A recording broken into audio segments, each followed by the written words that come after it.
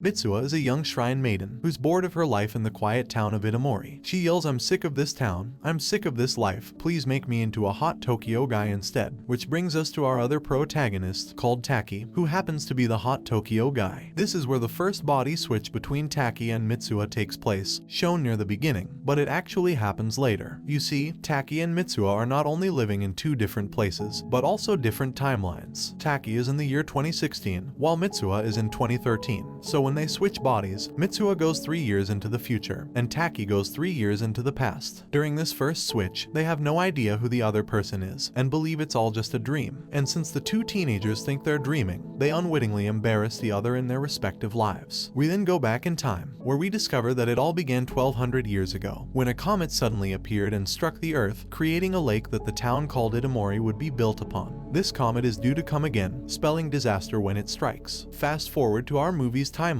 and Mitsuha's mother dies. This would lead to her father abandoning his family and his duties to the Shinto shrine that they have been entrusted with. Instead, he goes into politics and becomes the mayor of Itamori. Abandoned by their father and left without a mother, Mitsuha and her sister would then be raised by their grandma and taught the traditions of the shrine, including how to make kuchikamizake, which is made by chewing rice and spitting it out to let it ferment. When Mitsuha grows up, she and her sister perform the ceremony to create her kuchikamizake, which will play a vital part in connecting Taki and Mitsuha later on. We learn that the shrine maidens follow certain rituals to worship their gods. It's because of this, there's a Freaky Friday type power that's been passed down through the shrine maidens who follow these rituals. The main reason for this gift is so the townspeople can be warned about the impending comets and prevent future tragedies. Back to the present, while Mitsuha is in Taki's body, she receives a text on his phone and finds out that Taki works at a restaurant, realizing that she is running late. Mitsuha discovers that being Taki is harder than it seems and is unprepared to work at a restaurant, making several mistakes during the night. A bratty customer wants free food, but since he can't get it, he picks a fight with Taki, or Mitsuha I guess. Taki's elder colleague, called Okudera, comes over to take care of the situation, and the guy even cuts her skirt with a box cutter. After hours, Mitsuha spots the cut in his co-worker's skirt and offers to fix it. She is taken aback by this and is astonished that Taki now has a feminine side. Taki is back to normal the following day, and when he goes to work, his co-workers want to know more about his relationship with Okudera, but he doesn't know what they're talking about. All of a sudden, Miss Okudera comes in and wishes everyone a good day, winking at Taki, making him blush. Taki and Mitsuha now realize that they're not dreaming, and that they're uncontrollably body swapping. They take steps to assist each other when they trade bodies, and create ground rules by writing messages to each other in a number of ways, so they don't step on each other's toes. Mitsuha's rules say that he must be polite and have good manners at all times. Also, he is not allowed to shower while in her body. On the other hand, Taki cautions Mitsuha to not waste his hard-earned money on desserts and candy, since he will have to work overtime if he has no money. Despite their best efforts, they can't help themselves and have a little fun at the expense of the other. At school, Taki manages to make a few guys fall in love with Mitsuha. Meanwhile, Mitsuha flirts with Miss Okudera, giving Taki a real chance with her. Both become frustrated at one another for violating their regulations, and when Mitsuha switches back to her body, her family and friends are all worried about her, as they notice she hadn't been like herself.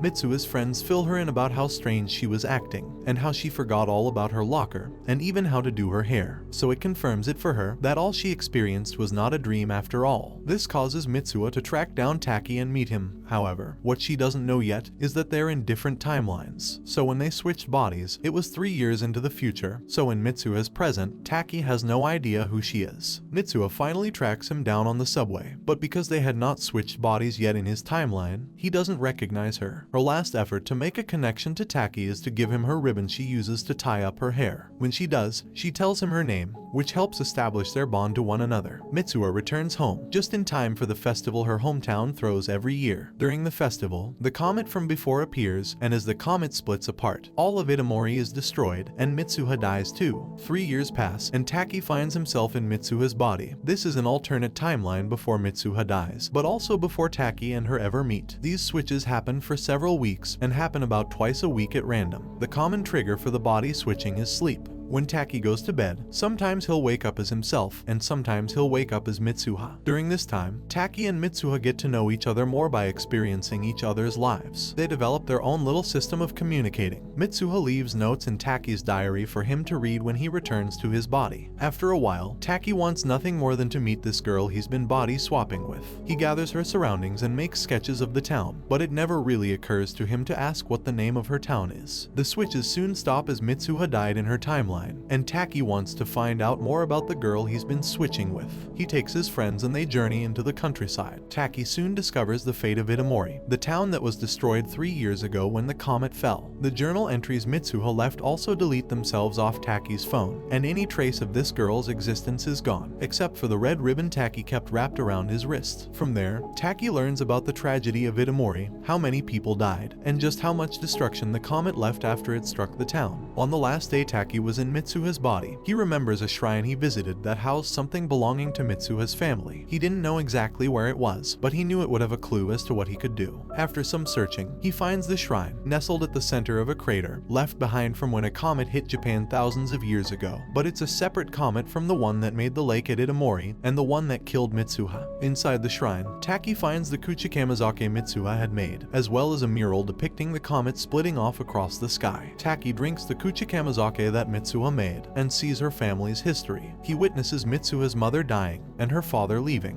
All at once he manages to see everything that led up to this point, and miraculously, Taki wakes up in Mitsuha's body once again. On the day the comet is going to strike the town, we discover that the Kuchikamizake contains part of Mitsuha's soul, so when Taki drinks it, the two connect, allowing them to swap bodies. All this time when Taki and Mitsuha switch bodies, everyone else thinks that the two are having off days. But Grandma figures out what's happened. She tells Taki and Mitsuha's body that heightened spiritual abilities have been passed down in the family for generations. While her dad had long abandoned the family traditions, even he realizes that the person he's speaking to is not his daughter. Taki knows what he has to do next, which is to save the people of Itomori from being destroyed by the comet. He gathers up Mitsuha's friends and tries to stage a bomb scare at the town festival so that the citizens will evacuate to the school building, which is outside the comet's danger zone. The plan goes underway, but while people are confused and scared of the bomb scare talk, it's not enough to convince people to evacuate, and no one is taking their warnings about the comet serious. While the plan is underway, there is one thing Taki has to do to make sure it all goes right. He has to get Mitsuha back to her own timeline in order to help save her town. Back at the shrine, twilight approaches, and where different worlds blend together, Taki and Mitsuha meet. They're still in each other's bodies, but the two finally meet and recognize one another for the first time. Emotions run high, and Taki returns Mitsuha's red ribbon, the ribbon that she gave him when they first met. By returning the ribbon, Taki accidentally severed their connection. They try and write each other's names on the other person's palm, but twilight soon ends, and the bond is broken. Taki is back in his own body and timeline, and Mitsuha is back in hers. But the comet is about to hit, and the plan to scare everyone into the school building has failed. People are not aware of the danger. She only has one chance to save her family and her town, and that involves convincing her dad to allow the emergency services to evacuate the town. While she struggles to run down a mountain and back into town, she struggles to remember the person she'd bonded with up there. Taki didn't get to write his name, but he did manage to write "I love you" on Mitsuha's palm. She doesn't remember who wrote this or how it got on her hand, but she can feel something inside her, something that gives her the strength to push on against the impossible odds. She reaches her father in time and manages to evacuate the city just before the comet strikes. Now that the town is saved, the timelines merge into one, and because Mitsuha never died, she and Taki live in the present, and because Taki returned Mitsuha's ribbon, neither of them remember the other's name. It's like all the events that led up to this point suddenly vanished. However, that's not to say that they have completely forgotten one another. 12 years have passed, and the two live their lives normally, though both of them get the feeling that something or someone is missing from their lives. We see Taki has graduated college and is now looking for work in Tokyo, but he's not having any luck.